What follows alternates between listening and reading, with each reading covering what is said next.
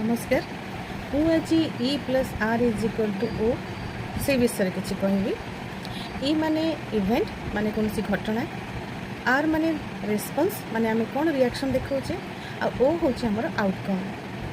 जिते बड़े कौन सी घटना आम सहित घटी थाए आम को दृष्टि रे ताकू देखी थाए, कौन रिएक्ट करि थाउ, आम केमिति रिएक्शन देई थाउ, आम सहित से अनुसार तार रूपरेख होई थाए, माने से अनुसार तार आउटकम होई थाए।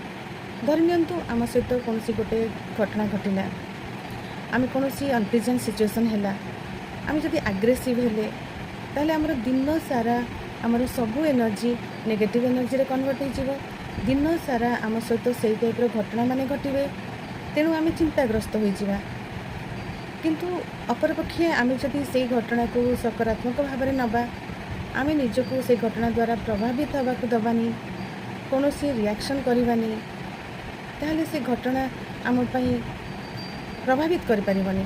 आम ताको सकारात्मक हिसाब से नहीं पारिबा, आम चिंतामुक्त भी रही पारिबा, शांति रे रही पारिबा। तेणु घटना सब बेले घटना ही होता है, घटना केबे पॉजिटिव नेगेटिव होई न थाए, घटना संपूर्ण रूपे न्यूट्रल घटना होता है।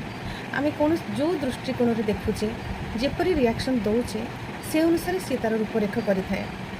तेणु आज आम जानिले जे कौन सी व्यक्ति कौन सी कार्य किंबा कौन सी घटना केबे पॉजिटिव किंबा नेगेटिव होई न थाए, संपूर्ण रूपे एक न्यूट्रल सिचुएशन न्यूट्रल होता है।